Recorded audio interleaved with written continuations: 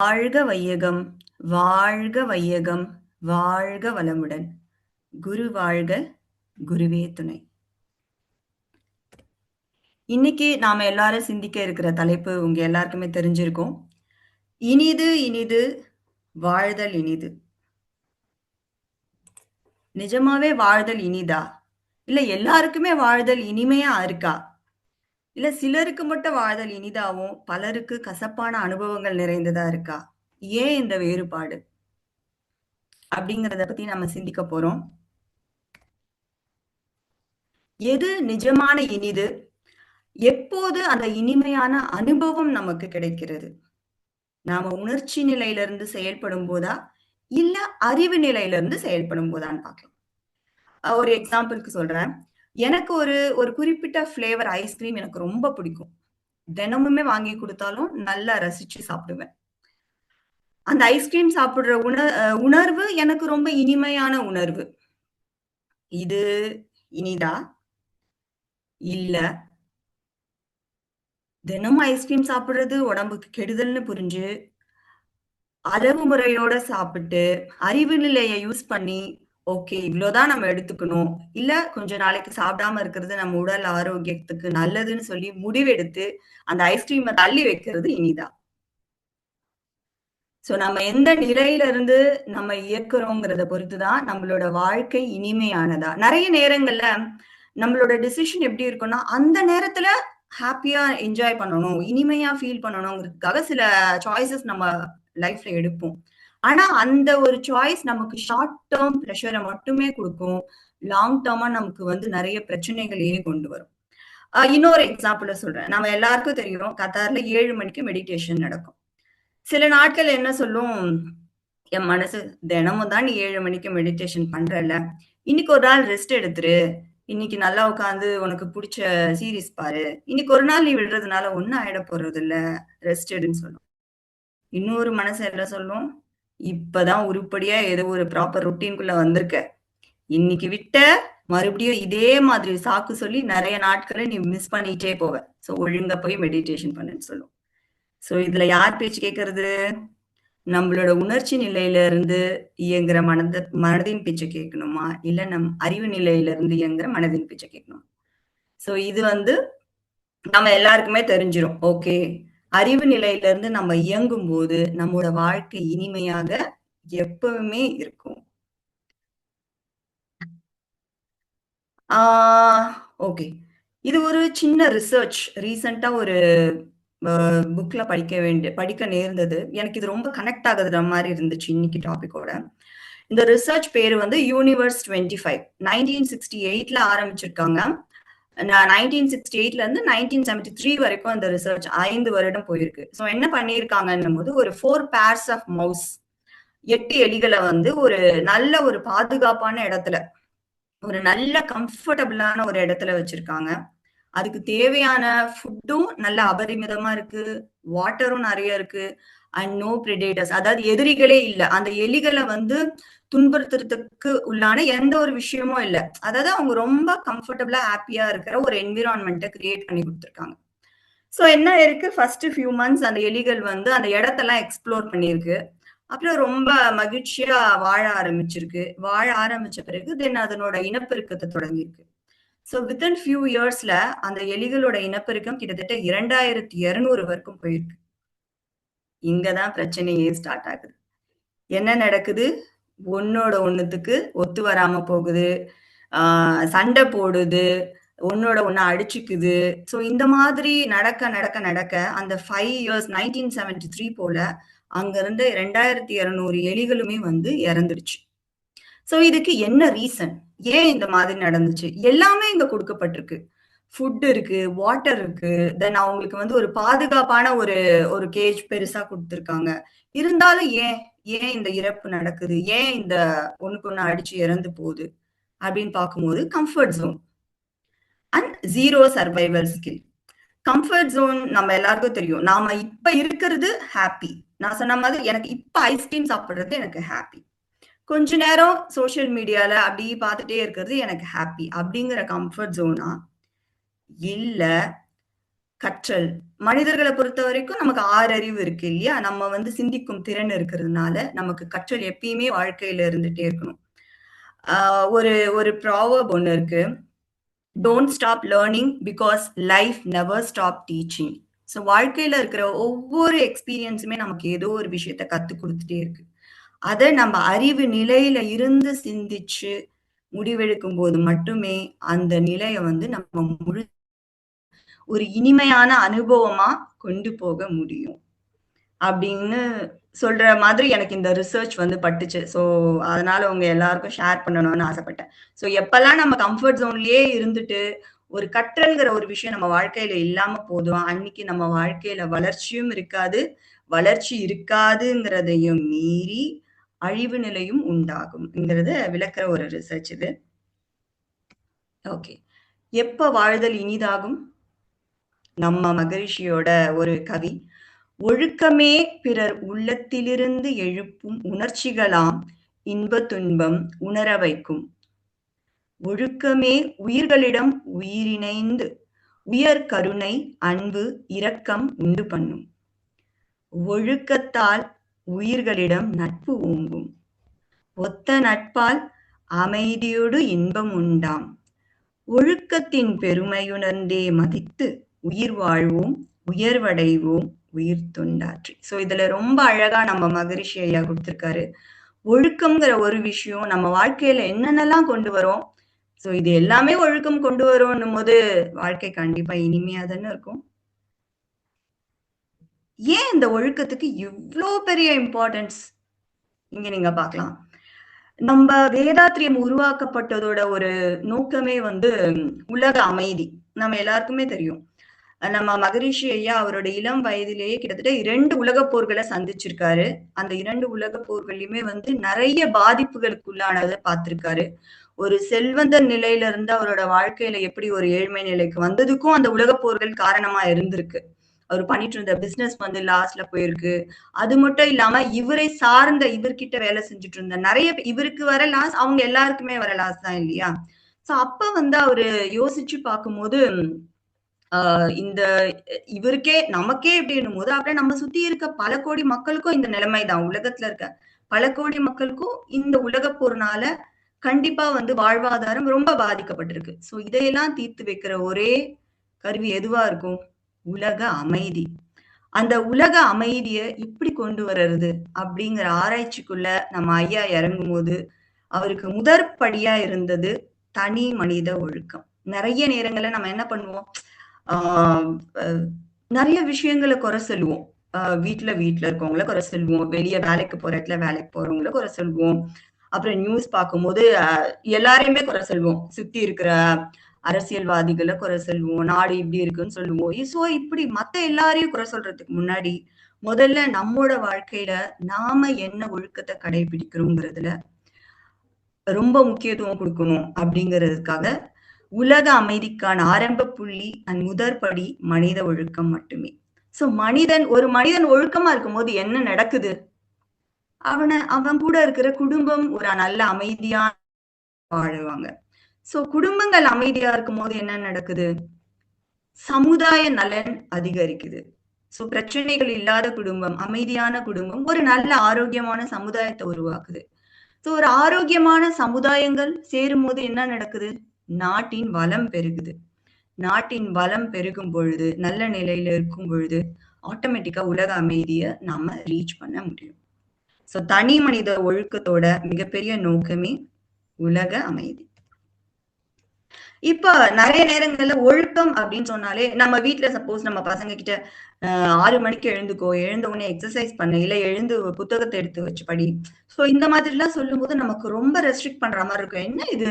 நம்மள ஒரு லீவு நாள்ல கூட ஒரு 8 மணி வரைக்கும் தூங்க விட மாட்றாங்களே! அப்படின்னு குழந்தைங்க நெறைய திங்க் பண்ணுவாங்க. ஈவன் நான் ஸ்டூடெண்ட்டா இருக்கும்போது அந்த மாரி நெறைய திங்க் பண்ணியிருக்கேன். ரொம்ப கட்டுப்பாடு அதிகமா இருக்கே! ஏன்னா, அந்த நேரத்துல வந்து எழுந்த உடனே படி, எழுந்த உடனே எக்சர்சைஸ் பண்ணு, இந்த வேலைய பண்ணு அப்படின்னு சொல்லும்போது, நம்மளோட தூக்கத்த கட்டுப்படுத்துறாங்கங்கிறது மட்டும் தான் நம்ம மூளைக்குள்ள இருந்துச்சே தவிர, அது ஏன் அந்த கட்டுப்பாடுகள் கொண்டு வரப்பட்டது? இது நிஜமான கட்டுப்பாடுகள் இல்ல. நாம எழுந்து செய்யற செயல்கள் நம்மோட வாழ்க்கையில இன்றைய நாளுக்கும் சரி, எதிர்காலத்துக்கும் சரி, ஒரு நல்ல ஒரு வாழ்க்கை நிலைய அடையறதுக்கான ஒரு ஒரு வழிமுறை அப்படிங்கிறத நாம உணரணும். அதாவது அறிவுடன் கூடிய சுய கட்டுப்பாடு. சிந்திக்கணும். ஓகே, காலையில எழுந்து நான் எக்சர்சைஸ் பண்றது என் உடல் ஆரோக்கியத்துக்கு நல்லது. காலையில எழுந்து நான் புத்தகத்த எடுத்து வச்சு படிக்கும்போது, மனம் அமைதி நிலையா இருக்கும். ஸோ படிக்கிறது மனசுல நல்லா பதியும். ஸோ அதுக்கான காரணங்கள் தெரிய வரும்போது, இந்த ஒழுக்கம்ங்கிற இந்த விஷயம் ஒரு கட்டுப்பாடாவே இருக்காது.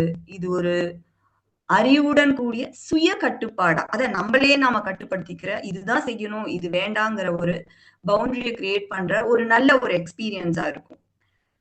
ஒழுக்கம்ங்கிறது எந்த விஷயத்துல எனக்கு தெரிஞ்சு சின்ன வயசுல ஒழுக்கமா இருக்கணும் அப்படின்னு யாருன்னா சொன்னா நான் என்ன நினைப்பேன், ஓகே பொய் சொல்லக்கூடாது. நம்ம நேர்மையா இருக்கணும். ஆ இதுதான் ஒழுக்கம் அப்படின்னு தான் நான் நினைச்சுட்டு இருந்தேன்.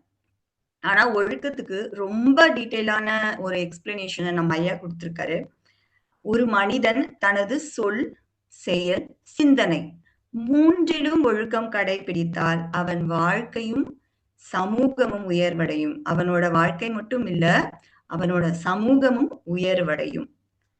ஸோ சொல், செயல், சிந்தனையில எப்படி நம்ம ஒழுக்கத்த கடைபிடிக்கலாங்கிறத பத்தி நாம இங்க டீட்டெயிலா பார்க்கலாம். நம்ம எல்லாருக்குமே தெரியும். நம் மனதின் 10 படிநிலைகள் இருக்கு. இதுல ஆ ஆராய்ச்சி, தெளிவு, முடிவுங்கிற இந்த கடைசி 3 படிநிலைகள் நம்ம அறிவைக் கொண்டு நம்ம செயல்படுத்தலாம். ஸோ நெறைய விஷயங்கள்ல நம்ம அறிவைக் கொண்டு நம்ம ஆராய்ந்து, இது சரியா, தவறான்னு ஆராயணும். தென் ஒரு தெளிவான முடிவுக்கு வரணும். ஸோ இந்த மாரி விஷயங்கள் மட்டுமே நம்ம வாழ்க்கையில நம்ம ஒழுக்கமான செயல்கள் செய்ய காரணமா இருக்கு. முதல்ல நம்ம ஐயா சொல்றது எண்ண ஒழுக்கம். வாழ்க்கையின் விதை. நம்முடைய துன்பங்களின் ஆரம்பம் வெளியில் இல்லை, எண்ணத்தில் தான் உள்ளது. அதாவது நம்மோட எண்ணம் ஒரு சீட் மாதிரி. நம்ம எந்த சீட போடுறோமோ, அந்த மரம் தான் விளையும் இல்லையா? மாமர விதைய போட்டா மாமரம் தான் வளரும். ஸோ அப்படி இருக்கச்ச, நம்ம நல்ல எண்ணங்கள நமக்குள்ள விதைக்கும்போது, நல்ல விஷயங்கள நம்ம அறுவடை செய்யலாம். ஸோ துன்பங்களும் வர்றதுக்கு காரணம், நம்ம மனசுக்குள்ள இருக்கிற நெறைய நெகட்டிவான தாட்ஸ். ஸோ என்னென்ன நெகட்டிவான விஷயங்கள்? கோப எண்ணம். சட்டுன்னு கோபப்பட்டுறது, ரியாக்ட் பண்ணிடுறது. ஏதோ ஒரு விஷயம் நமக்கு பிடிக்காம நடக்குதுன்னும்போது, அது ஏன் நடக்குதுங்கிற அந்த யோசனைக்குள்ள போகாம, அதாவது அறிவு நிலைய யூஸ் பண்ணாம, நம்ம உணர்ச்சிய யூஸ் பண்ணி டக்குன்னு ரியாக்ட் பண்ணிருது. ஓகே, நீ என்ன பேசி கஷ்டப்படுத்துனியா? இரு உன்ன நான் இன்னும் திருப்பி திட்டி கஷ்டப்படுத்துறேன். அப்படிங்கிற அந்த ஒரு கோப எண்ணம். இது கூடாது. அடுத்து பொறாமை. பொறாமைங்கிறது ஏன் நமக்கு வருது? நான் ஆசைப்படுற ஒரு விஷயம் எனக்கு கிடைக்கல. ஆனா இன்னொருத்தருக்கு அது கிடைக்குது. அப்படின்னும்போது நமக்குள்ள பொறாமைங்கிற ஒரு எண்ணம் வருது. இது உணர்ச்சியின் காரணமா வருது. ஆனா நம்ம அறிவைக் கொண்டு சிந்திக்கும்போது, ஓகே, அவங்க அதுக்காக ஏதோ எஃபோர்ட் போட்டிருக்காங்க. அதனால அவங்க அத ரீச் பண்ணியிருக்காங்க. அந்த எஃபோர்ட்ட நம்மளும் போடலாமே! அப்படிங்கிற அறிவு நிலை கொண்டு யோசிச்சு, நம்ம பார்க்கும்போது பொறாமைங்கிற எண்ணம் ஆட்டோமேட்டிக்கா நீங்கும். அடுத்து பய உணர்வு. நெறைய நேரங்கள்ல நாம எந்த வேலை செய்யணும்னாலும் ஒரு ஒரு புதுசா ஒரு விஷயத்த எடுத்து செய்யணுங்கிறபோது பயப்படுறது. ஓ! இது ஃபெயிலியர் ஆயிடுச்சுன்னா என்ன பண்றது? இந்த வேலை செய்யறதுனால மத்தவங்க என்ன ஒரு மாதிரி அ தப்பா பேசிட்டா என்ன பண்றது? இவங்களால இது கூட செய்ய முடியலன்னு சொல்லி டிகிரேட் பண்ணிட்டா என்ன பண்றது? ஸோ இந்த மாதிரி பய உணர்வுகள். ஏன் இந்த மாரி உணர்வுகள் தேவையில்லன்னா, நாம என்ன உணர்வுகள நமக்குள்ள கொண்டு வரமோ, அது நம்ம ஜீவகாந்தத்துல கலக்குது. அதே தான் நம்ம வான்காந்தத்துல இருந்தும் ஆட்டோமேட்டிக்கா அட்ராக்ட் பண்றோம். இதுதான் மேனிஃபெஸ்டேஷன்னு சொல்லிட்டு சொல்லுவாங்க. ஸோ நாம என்ன மாதிரி உணர்றோம், என்ன மாதிரி வாழ்க்கைய வாழறோமோ, அதையே தான் நம்ம திரும்ப திரும்ப ஈர்ப்பு விதி சொல்லுவோம் இல்லையா? ஈர்க்கிறோம். ஜீவகாந்த வான்காந்த சக்தியின் மூலமா. அதே மாரி எதிர்மறை எண்ணங்கள். எதிர்மறை எண்ணங்களும் அதுதான். நெறைய சில நேரங்கள்ல நம்ம பார்க்கலாம். நாம சிலர்கிட்டலாம் பேசிட்டு வரும்போது நம்ம கம்ப்ளீட்டா ட்ரெயின் ஆயிட்டு இருப்போம். அதாவது நம்ம கிட்ட இருந்த கொஞ்சம் நெஞ்ச அந்த பாசிட்டிவிட்டிய கூட அவங்க ஃபுல்லா எடுத்து போட்டுட்டு இருப்பாங்க. ஒரு 10 நிமிஷம் பேசியிருப்போம். அதுல 9 நிமிஷம் நெகட்டிவாவே பேசியிருப்பாங்க. அந்த மாரி ஆட்கள் கிட்ட பேசிட்டு வரும்போது நமக்கு என்ன தோணும், ச்சே!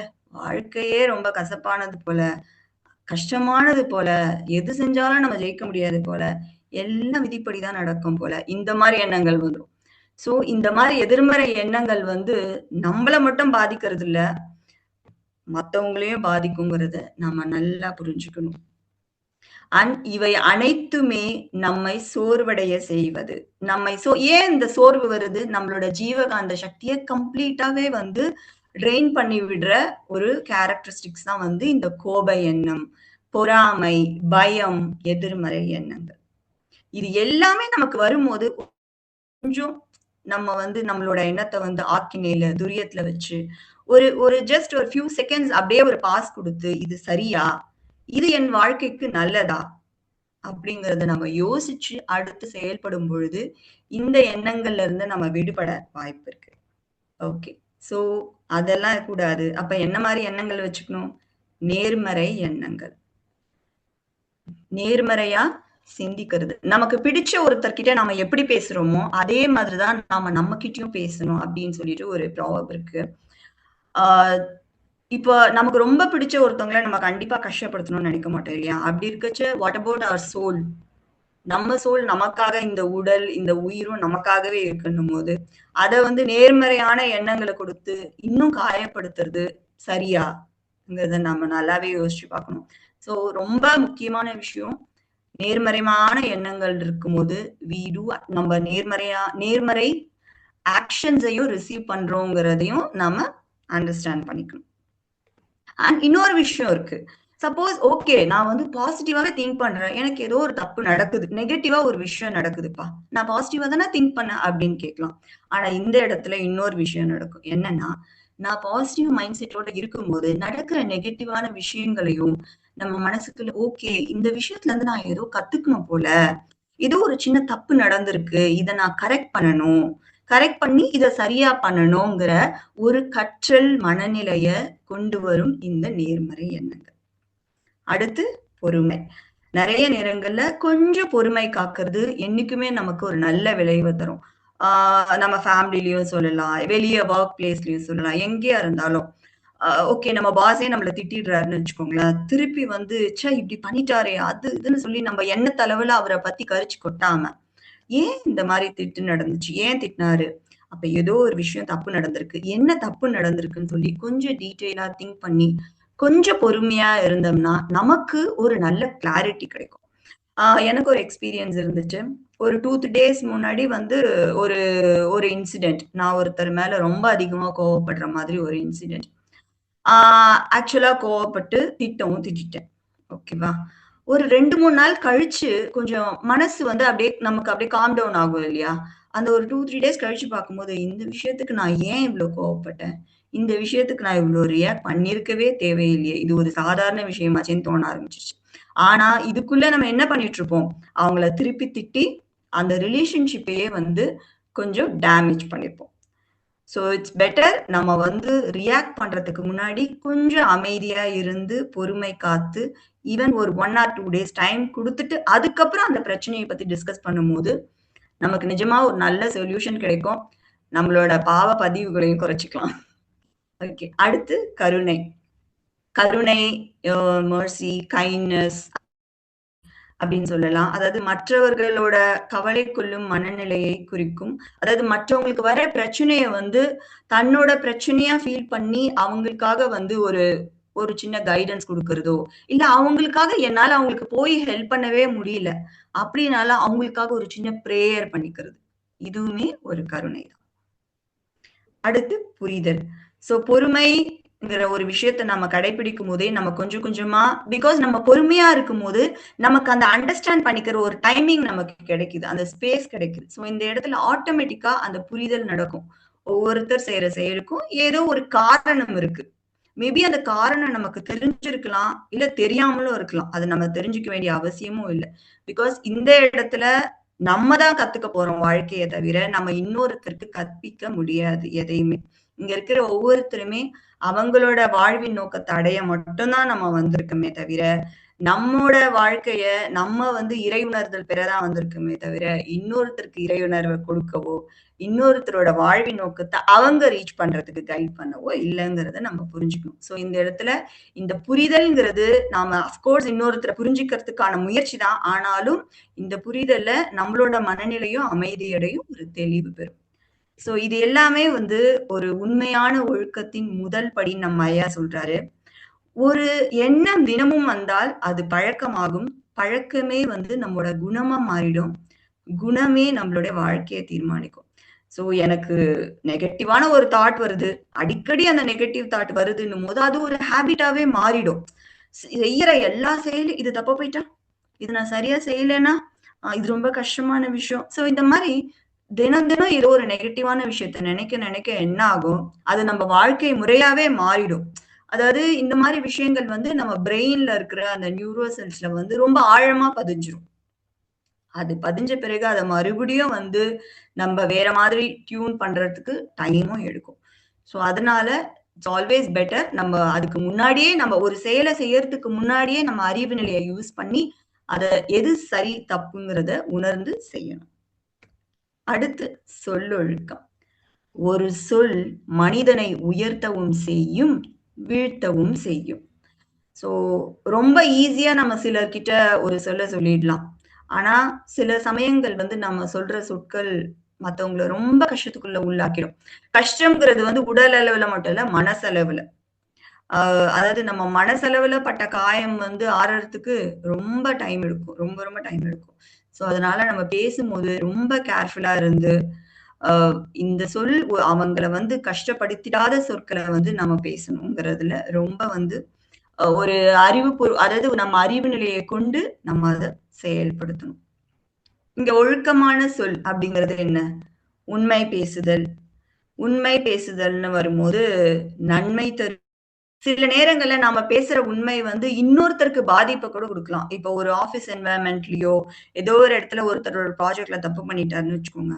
ஒரு ஹோல் மீட்டிங் வச்சு, "இவரு இது தப்பு பண்ணியிருக்காரு" அப்படின்னு சொல்லி எல்லார் எதிர்க்கயும் அவங்கள பாயிண்ட் அவுட் பண்றது, அவரு தப்பு பண்ணியிருக்கலாம். ஆனா அந்த உண்மை சரியான உண்மையா? கிடையாது. ஸோ இந்த மாரி இடத்துல இது ஒரு கார்ப்பரேட் கல்ச்சராவே இருக்கும். தனியா கூப்ட்டு அவங்கள, "ஸோ இது தப்பா நடந்திருக்கு. இனிமேல் இத கரெக்ட் பண்ணிக்கோங்க." அப்படின்னு சொல்லணும். ஸோ நம்ம பேசுற உண்மை கூட இன்னொருத்தருக்கு நன்மை தர்றதா இருக்கணும். அந்த உண்மை இன்னொருத்தருக்கு வலிய குடுக்கிறதா இருந்தா, அது பேசாம இருக்கிறது நல்லது. அடுத்து இனிமையாக பேசுதல். இனிமையாக பேசுதல்ங்கிறதும் ஒரு ஒரு பாசிட்டிவான ஒரு அதாவது நெறைய வந்து மோட்டிவேட்டிங் வேர்ட்ஸ் குடுத்து பேசுறது. நம்ம கிட்ட இருக்கிறவங்க நம்ம என்னதான் இதெல்லாம் பண்ணும்போது, படிச்சாலுமே, புரிஞ்சுக்கிட்டாலுமே, நம்மளையே அறியாம நம்மோட பதிவுகள் வந்து வெளிய வர ஆரம்பிச்சுரும்.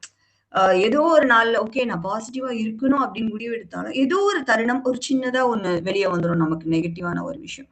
ஸோ அந்த மாரி நேரத்துலயும் வந்து கூட இருக்கிறவங்க, இனிமையா ஒரு மோட்டிவேட்டிங்கான வேர்ட்ஸ் சொல்றது, நம்ம கூட இருக்கவங்களுக்கு, அவங்கள மோட்டிவேட் பண்றது, "உன்னால முடியும். ஃபெயிலியர் ஆனா பரவால்ல. எல்லா ஃபெயிலியர்ஸ்லயும் நம்ம ஏதோ ஒரு விஷயத்த கத்துக்குறோம்." அப்படின்னு சொல்லி ஒரு மோட்டிவேட்டிங்கான வேர்ட்ஸ் பேசுறது. தேவையான அளவு பேசுவது. நமக்கு இது நல்லாவே தெரியும். "அளவுக்கு மிஞ்சினால் அமிர்தமும் நஞ்சுன்னு சொல்லுவாங்க. ஸோ அளவுக்கு மீறி போற சொற்களும் கண்டிப்பா நஞ்சாக மாறுறதுக்கான வாய்ப்புகள் நெறைய இருக்கு. என்ன பேசணும்? எத பேசணும்? எப்ப பேசணும்? எவ்வளவு பேசணுங்கிற அளவு முறைகள் அறிந்து பேசுவது சொல்லொழுக்கம். ஸோ என்ன செய்யக்கூடாது? கோபத்தில் சொல்வது. நம்ம கோவமா இருக்கும்போது, இட்ஸ் பெட்டர் பேசாம இருக்கிறது நல்லது. நம்ம கோவமா இருக்கும்போது, நம்ம கொஞ்சம் நம்மள ஐசோலேட் பண்ணிட்டு, ஓகே ஒரு டீப் பிரீத் பண்றது, கொஞ்சம் தண்ணி குடிக்கிறது, மனச வந்து ஆக்கினையில, துரியத்துல வச்சு ஒரு சின்ன மெடிடேஷன் பண்றது. இந்த மாரி விஷயங்கள் நல்லது. கோபத்தில் இருக்கும்போது பேசாம இருக்கிறது தான் நல்லது. ஏன்னா, நம்ம கோபத்துல பேசுற எந்த வார்த்தையுமே நம்ம அறிவு நிலை கொண்டு வர்றது கிடையாது. நம் உணர்ச்சி மேலோங்குவதனால் மட்டுமே வருகிறது. அது கண்டிப்பா இன்னொருத்தர காயப்படுத்தும். நம்மோட பேரையும் நல்லா கெடுத்து விட்டுரும். ஓகேவா? அடுத்து அதேதான். பிறரை இழிவுபடுத்தும் வார்த்தைகள். இந்த வார்த்தைய பேசுறதுனால, இப்ப இந்த வார்த்தை எனக்கு யாராவது பேசியிருந்தா நான் வருத்தப்படுவேன் அப்டின்னா, அந்த மாரி ஒரு வார்த்தைய நாம இன்னொருத்தருக்கு பேசக்கூடாது. வதந்தி, குறை கூறுதல். வதந்தி வந்து நமக்கு அது உண்மையா, பொய்யான்னே தெரியாது. ஆனா, அந்த விஷயத்த நம்ம எல்லாருக்கும் ஷேர் பண்ணி விடுவோம் WhatsAppல சில நேரத்துல. சில நேரத்துல ஒருத்தர பத்தி இன்னொருத்தர் குறை சொல்றத நல்லா கேட்டுட்டு உட்கார்ந்துட்டு இருப்போம். இதுல ஒரு ரியாலிட்டி என்னன்னா, நம்ம ஒருத்தர் வந்து நம்ம கிட்ட வந்து இன்னொருத்தர பத்தி குறை சொல்றாங்கன்னா, நம்மள பத்தி அவங்க போய் வேற யார்கிட்டயோ கண்டிப்பா பேசுவாங்க. பிகாஸ் இது அவங்க அதனால இந்த வதந்தி, குறை கூறுதல் போன்ற விஷயங்களுக்கு நம்ம செவி சாய்க்காம இருக்கிறது சொல்லொழுக்கத்திற்கான ஒரு மிக சிறந்த அடையாளம். ஸோ இந்த சொல்லொழுக்கம் என்ன பண்ணும் நமக்கு?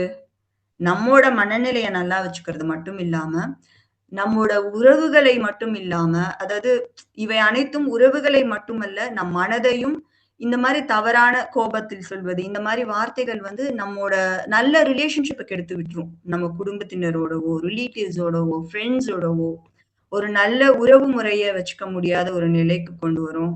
அது மட்டும் இல்லாம, இப்ப நமக்கு ஒரு நல்ல ரிலேஷன்ஷிப் இல்லன்னா, நம்ம கண்டிப்பா சந்தோஷமா இருக்க முடியாது. நெறைய நேரங்கள்ல நம்ம பார்த்திருக்கலாம். நம்ம வீட்ல கோவத்துல நல்லா போட்டு கத்திடுவோம். ஆனா, அதுக்கப்புறம் கொஞ்ச நேரம் கழிச்சு யோசிச்சு பார்க்கும்போது, நமக்கே அது ரொம்ப கஷ்டமா இருக்கும். நம்ம ஏன் இப்படி பண்ணோம்? அப்படின்னு சொல்லிட்டு. பிகாஸ் நம்ம கத்துனது எல்லாமே நமக்கு ரொம்ப நெருங்கிய, நமக்கு பிடிச்ச மனிதர்கள். இட்ஸ் லைக் நம்ம அட்வான்டேஜ் எடுத்துக்கிற மாதிரி அவங்கள. ஜஸ்ட் பிகாஸ் அவங்க நம்ம ஃபேமிலில இருக்காங்கங்கிறதுக்காக அவங்கள வந்து இன்னுமே நம்ம வலி குடுக்குற மாதிரி. ஸோ, நாம இன்னொருத்தருக்கு குடுக்குற வலி கண்டிப்பா நம்மையும் தாக்குங்கிறது தான் நிஜம். ஸோ, சொல்லும் முன் சிந்திப்பதே சொல்லொழுக்கம். ஒரு ஒரு சொல்லுமே வந்து அட்லீஸ்ட் என்னமாவது நமக்குள்ள இருக்கிற ஒரு விஷயம். அது நம்மள பாதிக்கும். அண்ட் ஒன்ஸ் அது வாயிலருந்து வெளிய வந்துருச்சுன்னா, அது வந்து ஒரு பப்ளிக் ப்ராப்பர்ட்டி மாரி ஆயிடும். மறுபடியும் சொல்ல திருப்பி வாங்க முடியாது. ஸோ, சொல்லும் முன் சிந்திப்பது சொல்லொழுக்கம். அடுத்து செயல் ஒழுக்கம். நம்மோட எண்ணம், எண்ணத்தில் ஒழுக்கம், சொல்லில் ஒழுக்கம் சரியாக நம்ம கடைபிடிக்கும் பொழுது, ஆட்டோமேட்டிக்கா செயலும் நல்லபடியாவே அமையும். பிகாஸ் என்னோட எண்ணம், சொல்லுல இருக்கிற விஷயங்கள் தான் என்னோட செயல்லயும் வருதுன்னும்போது, நம்மோட எண்ணத்தையும், சொல்லையும் நாம சரியாக ஒழுக்கமாக பாதுகாத்தால், செயலும் சரியாக இருக்கும். ஸோ செயல் ஒழுக்கம் என்றால் என்ன? பிறருக்கு தீங்கு செய்யாத வாழ்க்கை. நம்ம வந்து தினமும் மெடிடேஷன் பண்ணும்போதே நம்ம சொல்வோம். "இரண்டொழுக்க பண்பாடு. யாருடைய உடலுக்கும், மனதிற்கும் தீங்கு செய்ய மாட்டோம்." அப்படின்னு சொல்லிட்டு. அதாவது நம்மால ஆன உதவிகளை மட்டும் தான் செய்வோம் அப்படிங்கிற ஒரு ஸ்டேட்மெண்ட்ட நம்ம இரண்டொழுக்க பண்பாடுல எப்பயுமே சொல்லிட்டு இருக்கோம் இல்லையா? ஸோ இதுதான். அது வந்து ஒரு ரிமைண்டர் நமக்கு தினமுமே. ஓகே நம்ம தெரிஞ்சோ தெரியாமலோ கூட தவறு இழைச்சிடக் கூடாது. அது உடலா இருந்தாலும் சரி, இன்னொருத்தரோட மனதா இருந்தாலும் சரி. அடுத்து நேர்மை. நேர்மையான விஷயங்களை செய்வது. நமக்கு நல்லா தெரியும். இது நேர்மை, இது நேர்மையற்ற செயல்ங்கிற புரிதல் நம்ம எல்லாருக்குமே கண்டிப்பா இருக்கும். ஆனா சில தருணங்கள் வந்து நம்மளே அறியாம சில விஷயங்கள் செய்ய வேண்டி நேரலாம். ஆனா அந்த இடத்துலயும் நேர்மையை கடைபிடிப்பது மிகவும் முக்கியம். கடமை உணர்வு. கடமை உணர்வுனா என்ன? ஓகே. ஒவ்வொருத்தருக்கும் கண்டிப்பா கடமை இருக்கு. இந்த பூமியில பிறந்த ஒவ்வொரு மனுஷனுக்குமே ஒரு கடமை இருக்கு. அது எனக்கு நான் செஞ்சுக்க வேண்டிய கடமையா இருக்கும். என் உடல் ஆரோக்கியத்தை, மனத ஆரோக்கியத்தை பாதுகாப்பது. அப்புறம் என் குடும்பத்திற்கு நான் செய்ய வேண்டிய கடமையா இருக்கும். எல்லாருக்கும் ஒரு நல்ல குடும்ப சூழல உருவாக்கி குடுக்குறது. ஒரு ஆரோக்கியமான உணவு குடுக்குறது. அவங்களுக்கு ஒரு முன்மாதிரியான இது எல்லாமே வந்து நம்மளோட கடமை உணர்வு. அத வந்து உணர்ந்து அத ப்ராப்பரா ஒழுங்கா செய்யும். அடுத்து சமூக பொறுப்பு.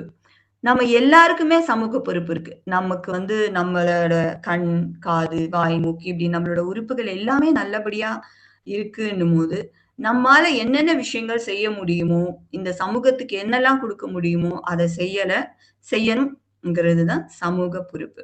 அதாவது இதுக்கு வந்து நாம வந்து ஹவுஸ் ஒய்ஃபா இருக்கோம், இல்ல வொர்க்கிங் பீப்பிள் இது எல்லாமே வேற. It's completely different. சமூக பொறுப்புங்கிறது நெறைய பேர் நான் பார்த்துருக்கேன். வாலண்டியரிங் பண்ணுவாங்க. பிகாஸ் அவங்களால முடியும். அது ஒரு இன்ட்ரெஸ்ட்டாவும் இருக்கும். இல்லீங்களா? ஸோ நம்ம வீட்டையும் நம்மளையும் மட்டும் பாதுகாக்காம, நம்ம சமூகத்துக்கும் நாம ஏதோ குடுக்குறோங்கிற ஒரு மிகப்பெரிய ஒரு மன திருப்தியையும் குடுக்கும். அதே மாதிரி மகரிஷி கூறுற ஒரு எளிமையான ஒரு விதி என்னன்னா, "நமக்கு பிடிக்காததை மற்றவர்களுக்கு செய்யாதே." ஆ எனக்கு ஒரு சின்ன எக்ஸாம்பிள். ஒரு பல வருடங்களுக்கு முன்னாடி ஃபிரெண்ட்ஸ் அண்ட் ரிலேட்டிவ்ஸ்லாம் வந்து சேர்ந்த ஒரு கேதர் ஆன ஒரு இடம். அப்ப வந்து நான் வந்து காஃபி போட்டுட்டே இருந்தேன். அப்போ ஒரு ஃப்ரெண்ட் வந்து என்ன சொன்னாங்க, ஆ தண்ணி எடுத்து நெறைய ஊத்துனாங்க அந்த பால்ல. ஒரு 2, 3 டம்ளர் தண்ணி ஊத்துனாங்க. நான் ஏன்னா, "கெஸ்ட் தானே" அப்படின்னு சொல்றாங்க. நமக்காக ஒண்ணும் இல்லல்ல. கெஸ்ட்டுக்கு தானே செய்றோம் அப்படின்னு. உடனே இன்னொரு ஃப்ரெண்ட் அதுலருந்து வந்து, "நோ, நோ, நோ அது மாரிலாம் பண்ணாத. நமக்கு எப்படி காஃபி குடிக்க பிடிக்குமோ, அப்படிதான் நம்ம மத்தவங்களுக்கும் குடுக்கணும்." அப்படின்னு சொல்லிட்டு சொன்னாங்க. அந்த விஷயம் வந்து எனக்கு ஒரு ரொம்ப பெரிய கற்றல குடுத்துச்சு. அதாவது அந்த நேரத்துல நான் என்ன பண்றதுன்னு தெரியாம முழிச்சாலும், இந்த ஒருத்தர் என்ன செய்யக்கூடாதுன்னு சொல்லிக் குடுத்தாங்க. ஒருத்தர் எப்படி இருக்கணுங்கிறத சொல்லிக் குடுத்தாங்க. ஸோ வாழ்க்கையில வந்து ஒவ்வொரு தருணத்தையுமே நம்ம வந்து இதுல ஏதோ கத்துக்க இருக்கு. இதுல ஏதோ கத்துக்க இருக்குன்னு நெனைக்கும்போது, அ லைஃப் வந்து ரொம்ப அழகான பாடங்கள நமக்கு தினம் தினம் சொல்லிக் குடுக்கும். ஆனா என்ன, அந்த பாடங்கள நம்ம செயலுக்கு கொண்டு வரணும். அப்படியே காதுல வாங்கிட்டு அப்படியே விடாம, இன்னொரு காது வழியா விடாம, அத வந்து செயல்படுத்தி பார்க்கணும். அடுத்து உணர்ச்சி கட்டுப்பாடு. ஸோ நெறைய நேரங்கள்ல நம்ம எவ்ளோதான் படிச்சு இத ஃபாலோ பண்ணணும்னு நெனச்சாலும், நம்ம உணர்ச்சி தான் மேலோங்கி வந்துடுது. அப்ப என்ன பண்ணலாம்? கோபம், ஆசை, பேராசை ஆகியவற்றை அறிதல். எந்த விஷயம் நம்மள கோவப்படுத்துது? ஸோ எந்த ஒரு ஆசை வந்து எனக்கு ரொம்ப எக்ஸ்ட்ரீமா இருக்கும். ஃபார் அன் எக்ஸாம்பிள் இப்ப ஷாப்பிங் போணும், இல்ல நெறைய துணி எடுக்கணும். இது வந்து பேராசையா இருக்கா? இல்ல ஆசையா இருக்காங்கிறத நம்ம முதல்ல தெரிஞ்சுக்கணும். எப்ப பார்த்தாலும் ஷாப்பிங் போறது வந்து எனக்கு ஒரு ஹாபி. நான் வந்து ஷாப்பிங் போனா வந்து எனக்கு ரொம்ப பீஸ்ஃபுல் ஹேப்பியா ஃபீல் பண்றேன் அப்படின்னு நெனைக்காம, ஸோ இது வந்து நிஜமாவே நம்ம வளர்க்க வேண்டிய ஒரு விஷயமா?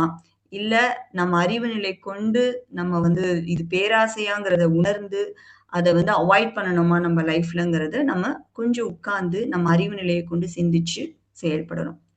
அடுத்து, இந்த மாரி எல்லா இந்த உணர்ச்சி தவம் மூலம் சமநிலை அடைதல். ஸோ நெறைய நமக்கு வந்து தவம் வந்து ஒரு மிகப்பெரிய ஒரு மிக சிறந்த ஆயுதமா இருக்கும். என்னோட பெர்சனல் எக்ஸ்பீரியன்ஸ்ல.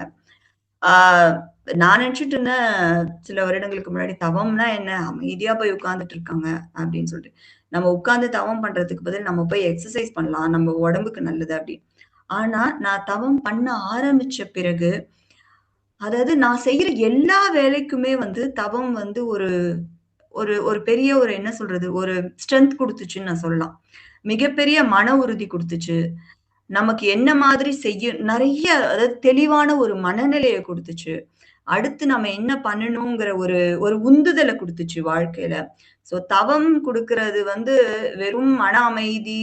ஆனா, அந்த மன அமைதிக்கு பின்னாடி இருக்கிறது நெறைய நெறைய விஷயங்கள் நமக்கு லைஃப்லங்கிறது எனக்கு புரிய வந்துச்சு.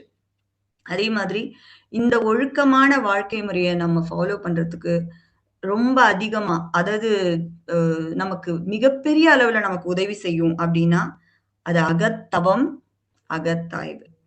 அகத்தவம், அகத்தாய்வும் நம்ம ரெகுலரா பண்ண, நம்ம பிரெயின்ல அது ஒரு நல்ல ஒரு மெமரியா ஒரு சப்கான்ஷியஸ்ல போய் செட்டில் ஆகும். அதாவது சிற்றறிவு கேட்டால் பேரறிவு கொடுக்கும்ங்கிற மாதிரி, அந்த அளவுக்கு போய் நல்ல ஒரு நம்ம சப்கான்ஷியஸ்ல போய் உட்காரும்போது, டெஃபினட்டா நம்ம லைஃப் வந்து ஒரு என்ன சொல்றது? இனிது இனிது, வாழ்தல் இனிது, ஒவ்வொரு நாளும் இனிதாவே இருக்கும். ஸோ தவம் என்ன குடுக்குது? மன அமைதி, அப்புறம் நம்மளோட மன அலைச்சூழல குறைச்சு நாம என்ன பண்ணலாம்?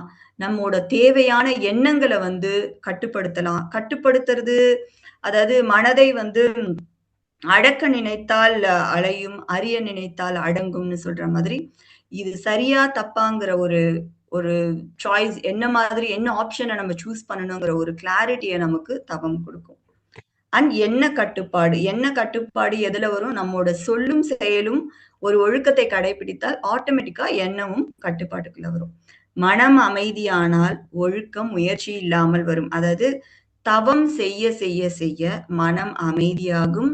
மனம் அமைதியானால் இப்ப நம்ம சொல்ற சொல்லொழுக்கம், எண்ண ஒழுக்கம், செயல் ஒழுக்கம் இது எல்லாமே வந்து நம்ம ரொம்ப முயற்சியே இல்லாம ஆட்டோமேட்டிக்கா நம்ம வாழ்க்கைக்குள்ள வருங்கிறத பார்க்கலாம். நெறைய நேரங்கள்ல வந்து சில விஷயங்கள் செய்யறதுக்கு நம்ம ரொம்ப கஷ்டப்படுவோம். ஆ இல்ல கன்சிஸ்டன்ட்டா செய்ய முடியாம போயிடும். ஃபார் அன் எக்ஸாம்பிள் எக்ஸர்சைஸே எடுத்துக்கலாமே. இல்ல தினமும் நான் புக் படிக்கணும்னு நெனைக்கிற விஷயமா இருக்கலாம். ஸோ இந்த மாரி விஷயங்கள் ஒரு நாள் செய்வோம். இல்ல ஒரு 1 வாரம் செய்வோம்னு வச்சுக்கோங்க. திடீர்னு ஒரு 2, 3 நாள் அப்படியே கேப் விழுந்துரும். அது அப்படியே கேப்பா போயிடும். ஆனா அந்த தவம் வந்து என்ன பண்ணுதுன்னா, நம்ம என்ன செய்யணுங்கிறத செய்யறதுக்கான ஒரு புஷ் நமக்கு குடுக்குது. அதுக்கான ஆப்பர்ச்சுனிட்டிய உருவாக்கி குடுக்குது. அப்படிங்கிறது நான் பெர்சனலாவே நெறைய எக்ஸ்பீரியன்ஸ் பண்ணிட்டுருக்கேன். ஸோ தவம் நம்மோட இந்த ஒழுக்கமான வாழ்க்கை முறைக்கு, இனிதான வாழ்தலுக்கு ஒரு மிகப்பெரிய ஒரு ஆணிவேரா இருக்கும். அடுத்து, தனி மனிதன் ஒழுக்கம் அடைவதே உலக ஒழுக்கத்தின் தொடக்கம். ஸோ உலக ஒழுக்கம் அடையும் பொழுது ஆட்டோமேட்டிக்கா நம்ம ஐயாவோட ஒரு கோல் எதுக்காக இத ஆரம்பிச்சாரு? உலக அமைதி. எல்லாருமே வந்து வாழ்வின் நோக்கத்தை வந்து அடையணும். நோக்கத்த தெரிஞ்சுக்கணும். இறை உணர்வு பெறணும் நெனச்ச அந்த ஒரு விஷயத்த நம்ம எல்லாருமே ரொம்ப அழகா, ஈஸியா, தினம் தினம் இனிமையான வாழ்க்கைய வாழ்ந்தே அடைய முடியும். ஸோ, அ எப்பயுமே மனசுல வச்சுக்கலாம். நம் எண்ணம் எப்பயும் நல்லதா இருக்கட்டும். நம் சொல் நமக்கும் பிறருக்கும் நன்மை அளிப்பதாக இருக்கட்டும். நம்ம பேசுற ஒவ்வொரு வார்த்தையுமே வந்து நமக்கும் பிறருக்கும் நன்மையை மட்டுமே அளிப்பதாக இருக்கட்டும். நம் செயல் தற்காலத்திலும், பிற்காலத்திலும் வளர்ச்சி அளிப்பதாகவும், நமக்கு ஒரு நல்ல ஒரு வாழ்க்கை நிலையை கொடுப்பதாகவும் இருக்கட்டும். ஆ இந்த ஒரு ஸ்டோரி ஒண்ணு ரீசென்ட்டா நான் வந்து பார்க்க நேர்ந்துச்சு. அந்த ஸ்டோரிய படிச்சு முடிச்ச உடனே எனக்கு வந்தது இந்த குறள் தான். அந்த ஸ்டோரி என்னன்னு சொல்லி நான் ஷேர் பண்றேன். அதுக்கப்புறம் ஏன் அந்த குறள்ன்றதையும் நம்ம பார்க்கலாம். ஒரு பெரிய பில்டிங் கன்ஸ்ட்ரக்ஷன் போயிட்டுருக்கு. ஒரு ஃப்ளாட் சிஸ்டம்னு வச்சுக்கோங்களேன். ஒரு பெரிய கன்ஸ்ட்ரக்ஷன் போயிட்டு இருக்க இடத்துல அங்க வேலை செஞ்சுட்டு இருக்காங்க. அதுல வந்து ஒரு 10,000 மூட்டை சிமெண்ட் வந்து அங்க இறங்குது. அப்ப அதுல வேலை செஞ்சுட்டு இருக்க ஒருத்தர் வந்து இன்னொருத்தர் கிட்ட சொல்றாரு, 10,000 மூட்டை சிமெண்ட் இருக்கு. நம்ம என்ன பண்ணலாம்? இதுல இருந்து ஒரு ஒரு 200 மூட்டை சிமெண்ட்ட எடுத்து நம்ம வித்துடலாம். பிளாக்ல வித்துட்டு, இதுக்காக வர காச வச்சு நம்ம நல்ல 1 வாரம் வேலைக்கு வராம ஜாலியா வீட்ல என்ஜாய் பண்ணலாம். நல்ல சாப்பாடு சாப்பிடலாம். என்ன சொல்ற? நீ எனக்கு வந்து கொஞ்சம் ஹெல்ப் பண்ணீன்னா, நம்ம 2 பேரும் சேர்ந்து இந்த வேலைய செய்யலாம் அப்படின்னு சொல்றாரு. அதுக்கு இன்னொருத்தரு அமைதியா யோசிச்சுட்டு சொல்றாரு, நீ சொல்றது கரெக்ட் தான்ப்பா. நீ சொன்ன மாரி நான் 200 மூட்டை நம்ம 2 பேரும் சேர்ந்து வித்துட்டு, பிளாக்ல இன்னும் நமக்கு நல்ல காசு வரும். அப்ப வந்து நம்ம 1 வாரத்துக்கு வேலைக்கு போ தேவையில்ல. வீட்ல சந்தோஷமா இருக்கலாம். என்ஜாய் பண்ணலாம் அப்படின்னு. ஆனா, இப்ப நம்ம இந்த மாதிரி எடுத்து விக்கிறோம் இல்லையா? இதனால இந்த கன்ஸ்ட்ரக்ஷன் கட்டி முடிச்சு நாளைக்கு இந்த பில்டிங்ல ஏதோ ஒரு பிரச்சனை வருது. இந்த பில்டிங்ல அந்த பிரச்சனையினால ஒரு உயிர் இழப்போ, பொருள் இழப்போ வருதுன்னு வச்சுக்கோங்க. அந்த பாவம் எனக்கு 7 ஜென்மத்துக்கும் தொடரும். 7 ஜென்மம் ஆனாலும் என்னால கழிக்க முடியாது.